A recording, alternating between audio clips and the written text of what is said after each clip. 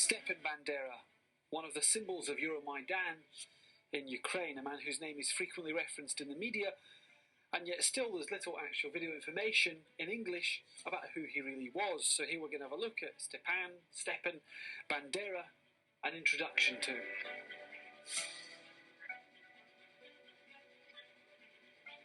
This map here, a map of Ukraine pre-2014, is following Euromaidan. Parts of the country broke away, but even before that, it was a divided country, and nothing exemplified that more than the relationship with Bandera. Surveys in the West would show a majority there holding a positive opinion of the man born on the 1st of January 1909, but in the south and east of Ukraine, as it was, positive opinion would typically be 1%, even lower. Details of this below, by the way.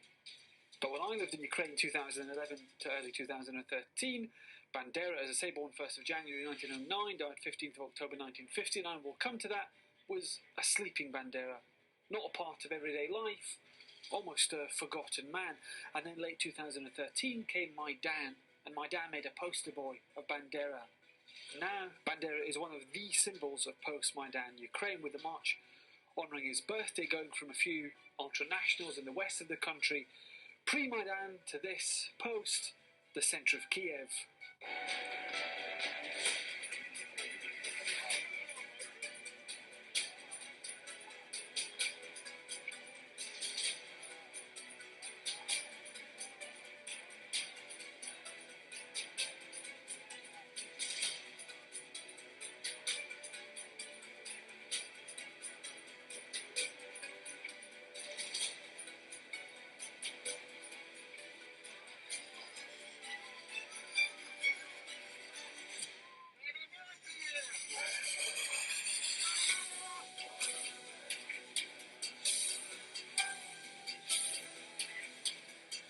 So, who was Stepan Bandera in the most succinct definition possible?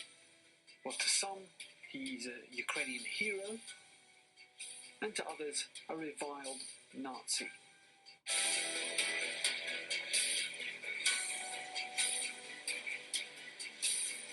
The opinion of the majority of political analysts, Bandera and his motto can be classified as fascists actively cooperating in the conduct of the Holocaust. Here we see Bandera's statue in modern-day Lviv, to give him his full name, Stepan Andreevich Bandera. Stepan Bandera was born on the 1st of January in 1909 in the village of Stary Uhrinev in the western region of Ukraine known as Galiciana, during which time was a territory of the Austro-Hungarian Empire. Stepan came from a large, reputable family with educated parents. His father, Andriy, also served as a priest after having received a degree in theology from Lviv University. The Bandera family belonged to the Ukrainian intelligentsia and were often visited by educated people and public figures with very clear political affiliations. Their household was imbued with the spirit of Ukrainian patriotism, a deeply rooted love for Ukraine, and the desire to fight to the end for her freedom. Politicized from an early age, Bandera rose from activist to chief propaganda officer of the OUN, Organization of Ukrainian Nationalists, by 1931, active in recruiting Ukrainian nationalists in both western and eastern Ukraine even. By 1932, he was second in command of the OUN in Galicia, the name of the region at that time, and 1933 saw him as head of the OUN.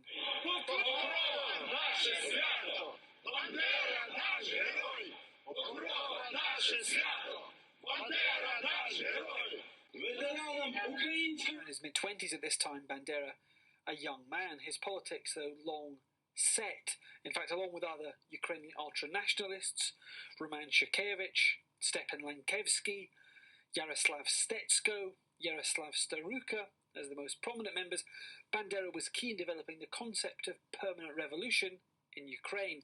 Now, this took the premise that Ukrainian people would always be exploited by an occupier. Revolution would then be required to overthrow that system, and then another revolution, once the inevitable exploitation began once again, and so it goes on and on.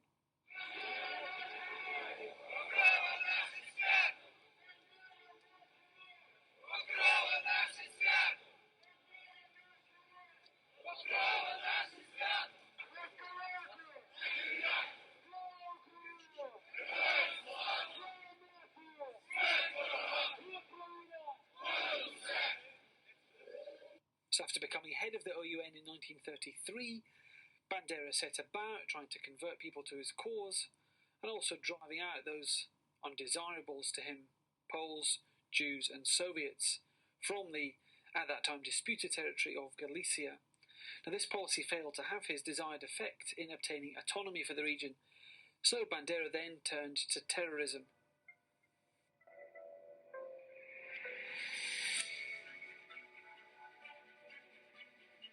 Although in actual fact, Bandera's political career had always been a vehicle in which he was travelling to an inevitable destination, terrorism. The OUN, accusing the Polish government of authorising a policy of pacification against the minority Ukrainian population, hatched a plan to assassinate Bronislaw Piraki. Piraki was Poland's interior minister, the top politician of the interwar period. For his part in the assassination, which took place in Warsaw on the 15th of June 1934, Bandera was convicted of terrorism and sentenced to death, that then commuted to life imprisonment. Bandera was held at the Wronki prison in Poland, but when the Nazis invaded Poland, Bandera was freed in September 1939 after pledging his allegiance to the Nazis.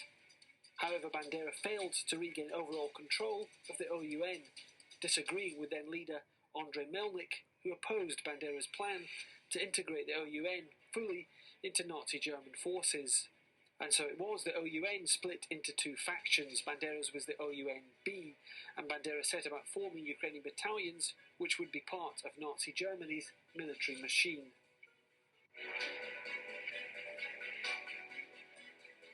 In early 1941, the Naktago unit was formed under Bandera.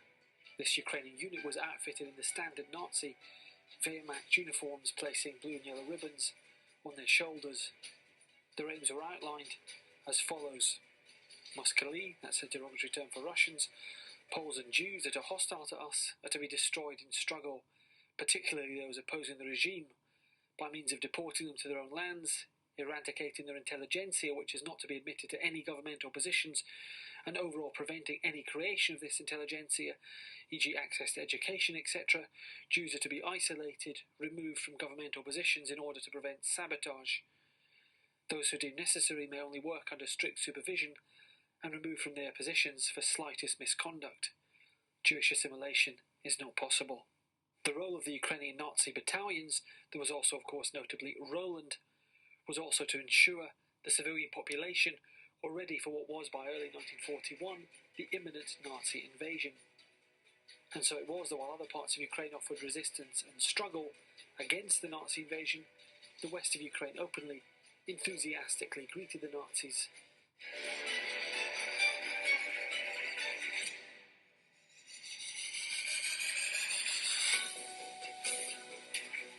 Civilians even marching, performing the Nazi Sieg Heil salute.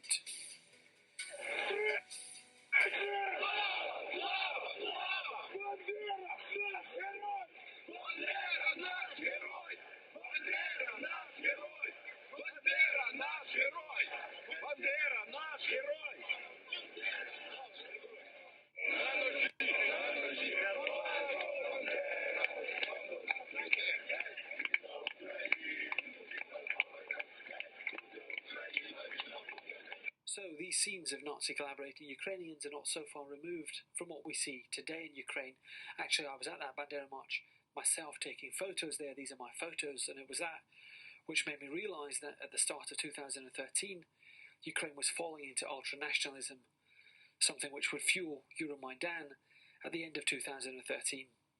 Bandera's prominence during Maidan and after in post-Maidan Ukraine has had even Western experts sympathetic to Ukraine unable to defend the country on this point.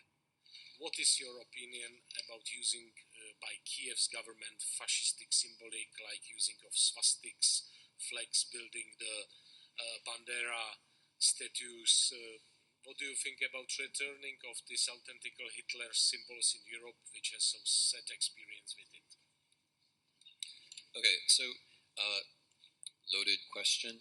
So on the issue of Bandera and Shukevich, what I think about that is published and has been for a long time. One of the first things I wrote about as a scholar was Ukrainian nationalism, and in particular the mass murder of ethnic Poles in Volhynia in 1943.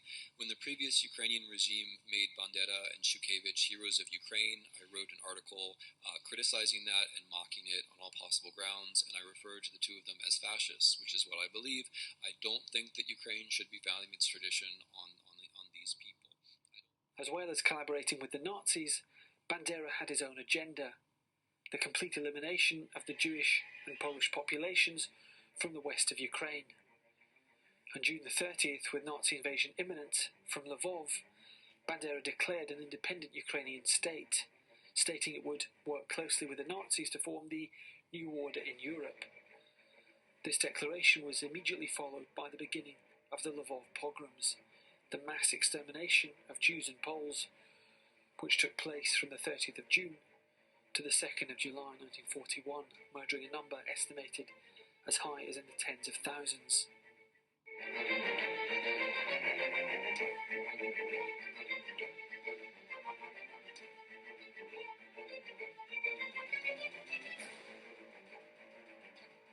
Men were beaten and killed, women were raped and killed. As would also be the case in later OUN massacres, there were many instances of mutilation.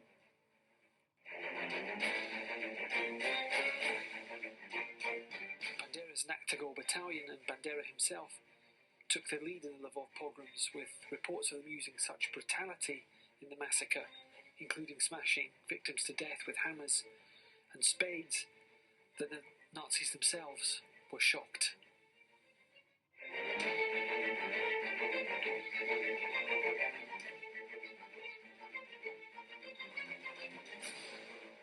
Some photos are simply too disturbing to put in a video on YouTube. I'll put a link below with details. Bandera's independent Ukrainian state lasted less than a week. Bandera had been duped into believing by the Nazis that they'd allow him to have his independent Ukrainian state, when all they wanted, of course, was compliance from the Ukrainians as they invaded Ukraine. Bandera himself was arrested on July the 5th, 1941, and sent to prison in Germany. We can hear more about that here. As soon as we asked about Bandera's collaboration with Hitler, the teacher interfered at once. Bandera was always against cooperation with Hitler. Bandera has told Hitler that Ukraine should be independent. Hitler ordered to kill everyone, and Bandera opposed it. That is why he was imprisoned in a prison camp in Sachsenhausen, and he was there until 1944. It is true that Bandera spent some of his time as a prisoner in Sachsenhausen because his people has appealed to Germany for a free Ukraine, and this was too much for the Nazis. Bandera, however, was not imprisoned in a simple jail cell, but inside a building designed for special convicts. Nazis find Bandera to be a useful tool for them, and he would serve their interest. There are two places where Bandera could have been imprisoned. Either he was in this building, which until now still exists, fit for a person with a family, or he is in the ward 51, 52, and 53, but the walls were removed between them so that it would be more comfortable compared to an ordinary prison. He was imprisoned here in one of these wards, and it was strange for someone to be released from the Nazi prison camp. Bandera was freed by the Nazis in 1944 because he again agreed with the Nazis to fight against the Soviet Union. He held negotiations with the Ukrainian nationalists to collaborate with the Germans, and they agreed. By the time Bandera was released, Nazi Germany was literally fighting a losing war, and despite Bandera's efforts, many of the OUN had changed sides, now fighting for the Red Army, or at least with the Red Army, against the Nazis, not to be turned back. Now this is now part of the pro-Ukrainian narrative that the OUN, Bandera, fought against both sides for a free Ukraine. The reality was that they fought with the Nazis until it was abundantly clear that the Nazis were facing a heavy defeat, and they then switched sides to try to save themselves. As for Bandera's family, his brothers Alexander and Vasil were arrested by the Germans and interned in Auschwitz, while the Ukrainian side offered their death there, and they were both killed in Auschwitz, as another reason why Bandera, this is Stepan Bandera, wouldn't have collaborated with the Nazis more reports put Stepan Bandera's brothers as being killed there by Polish inmates as revenge for Bandera, their brother's actions. Bandera's father, Andrei, was arrested by the Soviets in May of 1941, sent to Kiev where he was executed for his OUN insurgent actions. Bandera's sisters, also in the first part of 1941, were arrested and sent to a Siberian gulag. They were released in 1960. Bandera's efforts for the Nazis after his release from his office in Berlin, he didn't return to Ukraine, failed to have any real effect on the remaining Nazi war effort, with Nazi defeat already inevitable by that time. As the Allied forces advanced in Berlin in 1945, notably, of course, the Soviet Red Army, Bandera fled. Bandera would settle with his family in West Germany, Munich, remaining the leader of the OUN-B and working with several anti-communist organisations, as well as with British intelligence agencies, giving spy training. In Krakow in 1940, Bandera had met Yaroslava, also a Ukrainian ultranationalist activist. Married in June of 1940, the couple had 3 children. The 1950s saw the family living in Munich. Now, post-war, Bandera escaped any repercussions for his collaboration with the Nazis, at least from the West. But the Soviets hadn't forgotten him.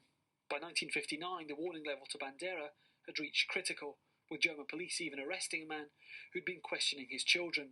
But Bandera didn't take the threat seriously, refusing not only to leave Munich, but even to move from the apartment he lived in the centre of the city. On October the 15th, 1959, Bandera was killed. He was killed by KGB assassin Bogdan Stashinsky, who'd been watching him since January, but intensely observing the 50-year-old for several days. Despite this attention, the Stashinsky's description of Bandera, short, bald and blue-eyed, Bandera, living under his name of Stepan Popel, had let his bodyguards off that day. Stashinsky produced his cyanide gun from inside a rolled-up newspaper. Bandera's last words were, "What are you doing here?" In reply, he was shot in the face. At just after 1 p.m, Bandera was found by the entrance to his home, which we see here today, 7 Kreitmeyer Street, dying.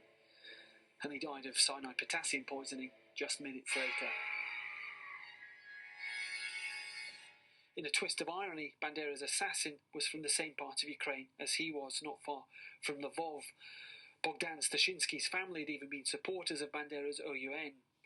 But by 1959, Stashinsky was in the service of the KGB, tasked with the taking out of Bandera, a task he fulfilled. But Bandera's name lives on from beyond his Munich grave, and by the way, that Bandera grave in Munich, regularly bedecked with Nazi symbols, in direct contravention of German law, but that's another subject.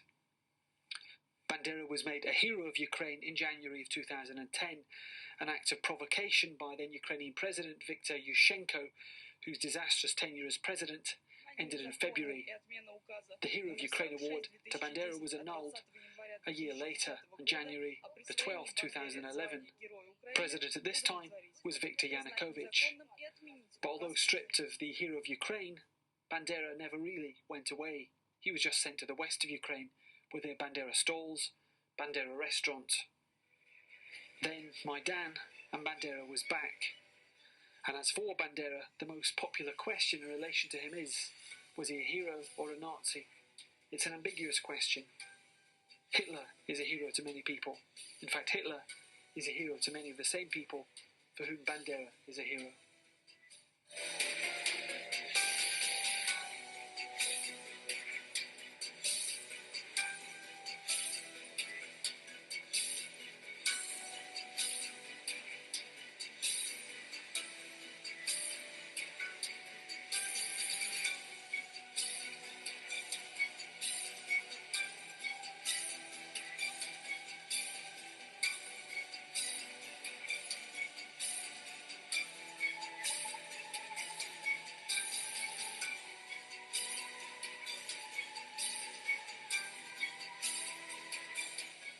There are more documentaries to be made about Bandera, his legacy, his followers, the impact of Bandera, not only in Ukraine, around the world to this day and on.